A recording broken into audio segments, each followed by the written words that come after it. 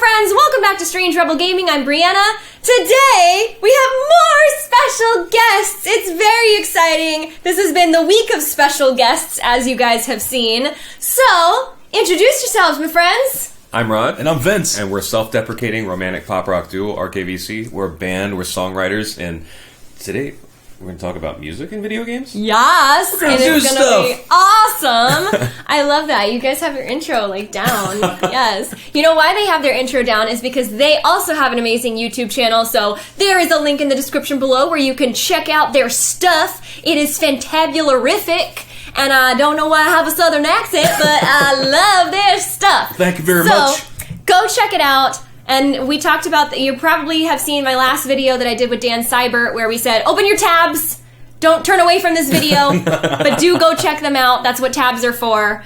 Show their channel some love. Thanks to the SRG community because you guys are great and there is so much love to go around. We should be sharing it. Everybody knows I play video games, and those video games are very heavily story-based. Based on narrative, based on character, based on going on a journey, right?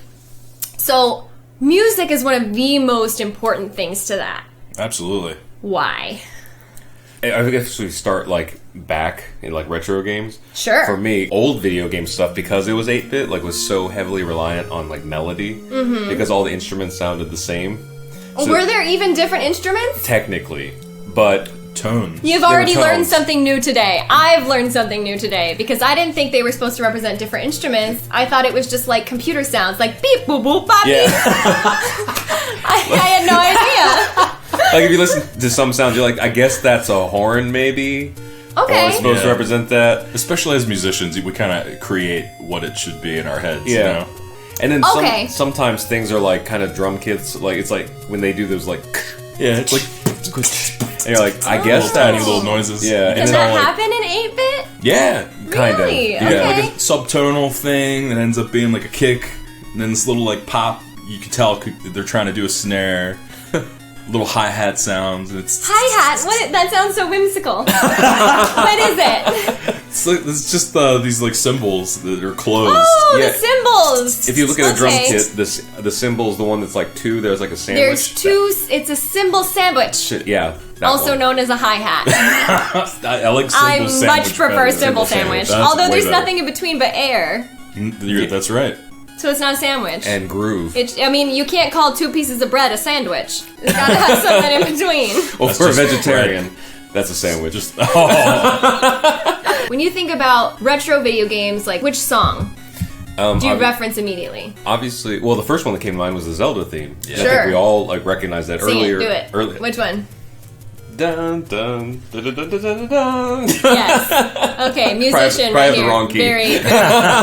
It's repurposed a lot too, throughout the series. Yes, it is. And that actually translates into the main theme. Earlier we were listening to today the orchestral arrangement for the Legend of Zelda main theme that came out with Skyward Sword, the 25th anniversary edition or something like that. And that is just magic to listen to, I gotta say. One of my favorite things to listen to is the Gerudo theme. And when I need a pump up before work, I'll be driving and I'll put that on and I'll blast it. I gotta play it for you so you guys know. We can listen to that more on our free time, but Man. that is a fabulous song. No, in the Gerudo Desert, they're all ladies. Man. And it's they're all been so dressed long. they're all dressed in their little Arabian Nights kind of outfit. Oh. Are they doing that as well? They're doing no, they're all fierce warriors. Okay, they'll kick your ass, and they won't be sorry. Hence the theme. Hence the theme. It's very intense. No, but it's so interesting that video game music can just worm its way into our hearts and tune into our emotions. And I know all music can do that, but it has a special connection when it's to a video game, I think. And that actually brings up another good point is as video games have evolved, they become more cinematic, which is funny because I think as a kid I dreamt of that, remember playing Resident Evil? It would be awesome if it was a movie. I forget which one I started with, but any of them. Okay. And then when the movies actually started coming out, this is what we dreamed of, and now they're basically movies. Oh yeah. Not just Resident Evil, any of the zombie shooter games, and the soundtracks are like that, where they're just essentially scores. They're less melodic, to me, at least. Well, but they're score. not made to be pretty songs that you play yourself to sleep at night. It's Resident Evil, right? It's supposed to invoke an emotion. A very specific emotion. And they also have, there's more things available. Like you can have the instruments that are actually instruments instead of just the beep boop beep. Beep boop bop, beep bop bop. And then of course you have to do the like robot arms. That's the one. Yep, robot arms. Beep boop boop bop beep. And they're actual recordings, because I think in the old 8-bit video games the music was actually generated in the console. Like the cartridge had the data. But I think there was actually like a tone generator as part of the console that generated all that. I could be wrong. Someone correct us in the comments, but I'm pretty sure that's how it worked. There was a little gerbil in there playing all the tones. There's a little small rodent inside the consoles. Your SNES, it's dead in there. It's been so long. It was alive and now it's dead. It can't live that long. Someone's gonna find a dead gerbil in their SNES though, because they're gonna look at us. This is be true. Like, come on! Because everyone lost their gerbil at some point. So the game Borderlands had a song made specifically for it by Cage the Elephant. Yeah, I don't know if it was specifically made, but I think that was one of the first times anybody heard it, or at least it was made popular. Yeah, it was made popular by that. That makes a lot of sense. And I mean it's so cool that collaboration can happen. I mean, it's so important to bring other artists in when you're making a game. Yeah, and then I think a lot of the sports games use like more band songs. Especially for the Madden soundtracks. I know EA Sports isn't a really hot subject right now, or it is. I mean, EA in general is kind of on the S list, hot water. But you know. But they always get great bands for their soundtracks. Not a bad thing. And we've seen a lot of our friends get great opportunities in that sense. That's awesome. So I guess with those categories, whether it's like really melodic retro stuff, or more environmental orchestral stuff, or like band, like pop tunes and things, they all have to like kind of be able to hold their own while being like repeated because you're playing for so long. Sometimes, yeah. I think like Angry Video Game Nerd, like if you watch him rage sometimes about stuff, it's mostly because there's like 4 seconds of audio that loops for hours while you're playing, and it's terrible. So it drives you insane. So I want to know what example of that, because most of the games that I play I don't notice that problem, and if I do, I will say Diablo 2 had that problem, where it was just a very short little like background song or background thing that would just play over and over and over again, and you would just hear it going on in your head, and you're ready to die. Not in a good way. Yeah. Whereas on the other hand, like we've been talking about Zelda a lot because you've played the older Zelda, right? So Zelda will play like the Hyrule song or the Forest song or the Zora song again and again and again and again, and it'll loop and it gets stuck in your head. But now that it's not in a bad way. It just clues you in to that atmosphere instantly. Like I tell you, like the Zora's Domain song, and everybody is hearing it in their heads right now and going, you know, like it's like instantly you're in that like whimsical kind of like space with like the steel drums, you know. And in a good score, whether it's already like scored out in orchestral stuff or like the original Zelda theme, was written so well that it translated to orchestral. Oh, absolutely. I remember the first time I heard it fleshed out, I was a kid, and the Zelda cartoon came out. Remember, Excuse me, princess. It was every Friday, because Monday through Thursday was the Super Mario Brothers show. Yeah. Oh my god. And then Fridays was Zelda, and you'd watch the Super Mario Brothers show for the preview of what was going to happen on the Zelda show. And that intro, they played the theme song, but it was fleshed out in like either real instruments or more realistic instruments. And I remember thinking, like, we have arrived. Yes, this is the future. This is it. And also, that was supposed to be that instrument. Oh yes, I was right. I was right. A little less beep boop boop bop. But as far as what games used it badly, I think the point was of the things I've seen it pointed out in is no one remembers those games because they were terrible. They failed. There you go. Like they were like the B-side or like the knockoff games. Or you remember the old like unauthorized Nintendo games? Yes. That didn't play all the time. Like those ones had like the really cheap soundtracks of like 4 seconds, and then they just loop. Oh. Yeah, that sounds awful. Like already, I'm like, I hate it. Back to your point about the Zelda song. When you hear it, it clues you into what's about to happen. That's a really good point, because I feel like that's a huge thing for music. Yeah. Being able to change the atmosphere by music. Like knowing when you're entering a boss level, or knowing when, even in the original Nintendo, what was it, Super Mario Brothers, you go to the underworld in that first level and the music changes and you know right away something's different. Something's different. I love that about music. And there's like, in a lot of instances, there's this, in the successful instances, there's this unquantifiable element. Like we were talking earlier about the Moon theme in the DuckTales video game. So part of that is when you're actually playing the game, you feel like you're on the moon, as far as, you know, the 80s and 8-bit video game. Okay, to put this into context, the DuckTales game. Yeah. I have never I didn't know that was a game, but if you've ever played it, then you understand. And they recently did a video on the DuckTales theme song, the actual theme song, and why it's so addictive, or why it's so catchy. So we'll put a link to that in the description below so you can check that out too. But you're actually talking about the Moon theme in the video game. Different song in the game. Yeah, which was after we did the last DuckTales video, a bunch of people in the comments said, actually, I remember the Moon theme more, and I get that because you feel like you're on the moon, even though if you look at it, the gameplay is exactly the same as the rest of the game. But something about that theme, it's like, yes, this is very outer space. That was my first time. That was the first time that I felt this atmospherical sound for a game. Because, you know, we're talking about Nintendo here. But you know what's weird is it's totally like beep boop beep boop beep. It does. I mean, they played it for me for a second. I was like, beep boop boop bop. That's exactly what it is. There's this like awesome like trailing notes and a little bit of reverb. Is like the way they designed the sound there. It was perfect for what the level was. And then they remastered the DuckTales video game into kind of like a 3D thing, either last year or the year before.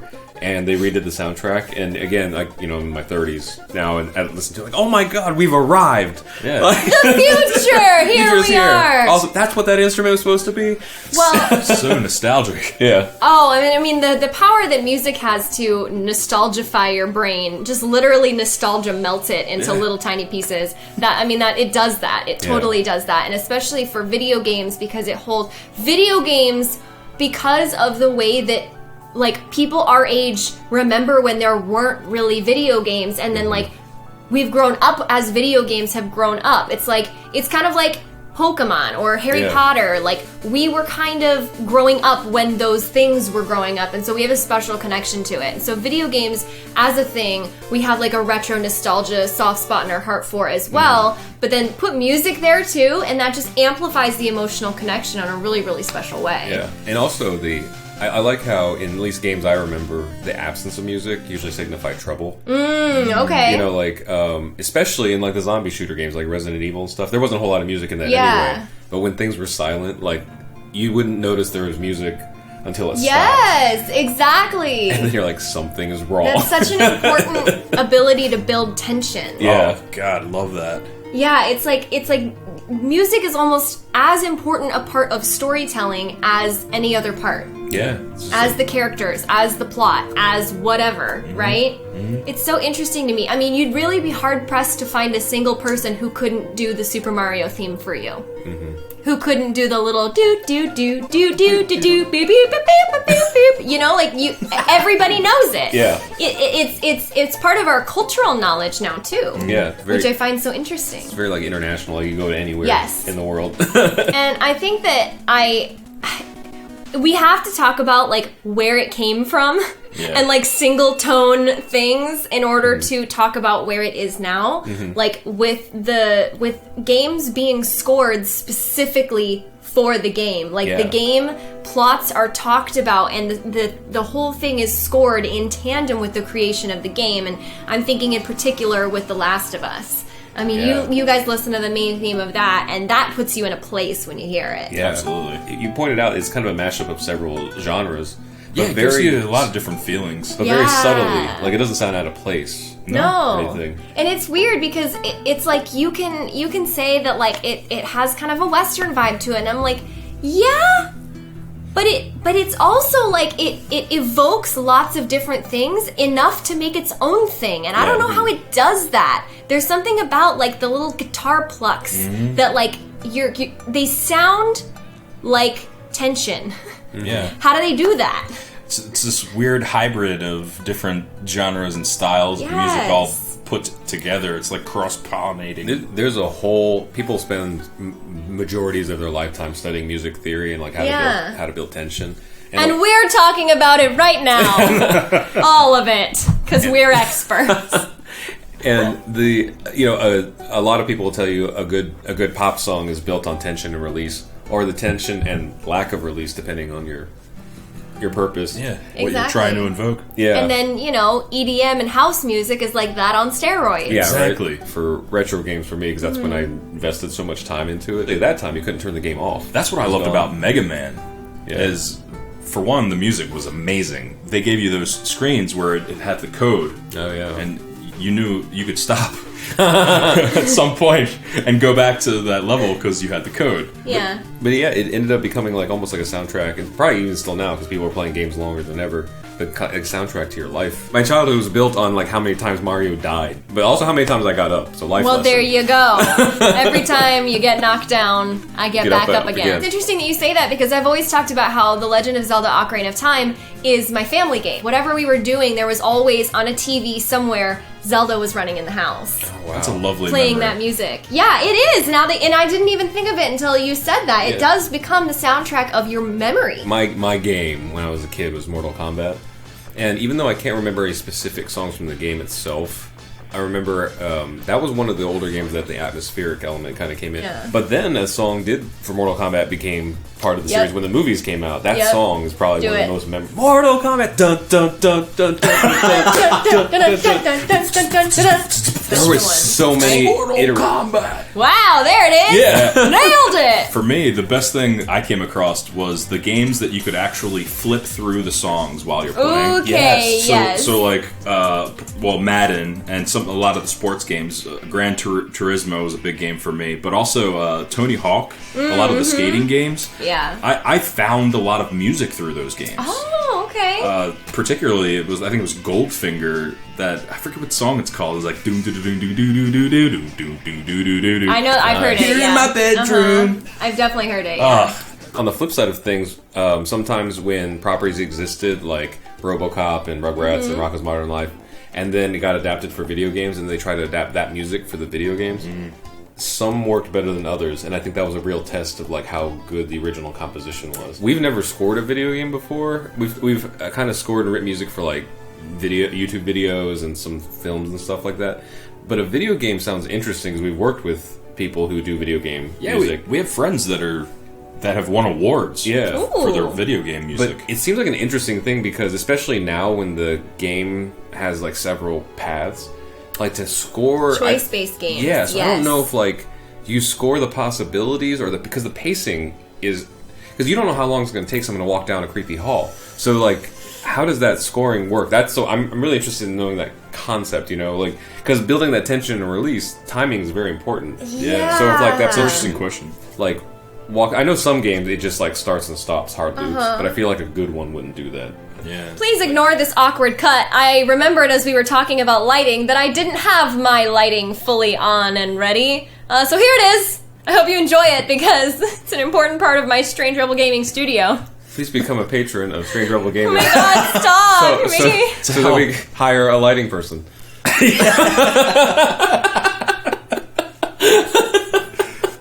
I had a guitar, I'd play something very sad. Guys, is that your musician's version of "Let me play a tiny violin for you"?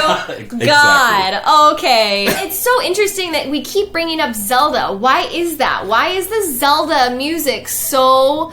Because like we talk about you, The Last of Us, right? I don't necessarily like make my ringtone The Last of Us song, but I make my ringtone The Legend of Zelda fairy theme. So my alarm goes off and it's like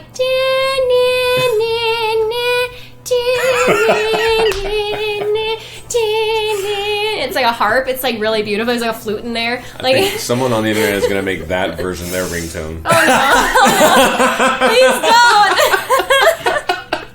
A reason why the soundtrack and the songs are memorable, that's a non-musical explanation, is that it was a good game. Yeah. A good series of games. Solid. So positive association goes a long way. Yeah. Like they say with pop music, maybe the reason you love a terrible song is because it's the song you remember at prom. That's a lot of stuff that we talked about today. Wowza. Stuff Wowza. Wowza! Wow. Okay. Well, I hope you guys enjoyed. I'm gonna ask you guys a question. What is your favorite? I'm asking them. Oh. Okay. I'd like their opinion on this. What is your favorite video game theme? I know that's tough. I know you probably got more like a top 10. And I know you're like, well, sometimes when I'm sad, I like this one. But when I need an upbeat thing, I like this one. And I get that. Leave it all in the comments below because I want to hear it. Thank you guys so much for being here and talking with me. Thanks for having us. Oh my gosh, this was so much fun. I learned so many things. I did so many robot noises. And I enjoyed it so much. And I hope you guys did too. Make sure to go check out their channel. It is super awesome. Again, it is... RKVC. Yep. That's it. On YouTube. RKVC on YouTube. You're gonna do your thing. Oh yeah, I'm right. I know your channel name. I wasn't like, and your channel name again. Are we signing off? Yes. Let's do it. Yes. As always, don't forget to do the wrong things with the right people. You guys. It's our little cute thing we do awesome. at the end there. They got a cute little thing that they say every time. It's Southern again. Okay, so go check out their channel, show their videos some love. I love all of their stuff, their music stuff, but they also do vlogging stuff and announcement stuff, and I just absolutely love it, and I love them. They are such good people. Please go show their channel some love. That's all. Wait. It's not that's all. It's not all yet. Hold on. Don't forget to like the video if you enjoyed it. Share it with all your friends so they can enjoy it too. And don't forget to subscribe and hit that notification bell for Strange Rebel Gaming so you don't miss the next video. What? We got some fun stuff coming at you because, as you guys know, this is collab week for me. So, officially now, that's all. I love you guys. Bye. Bye!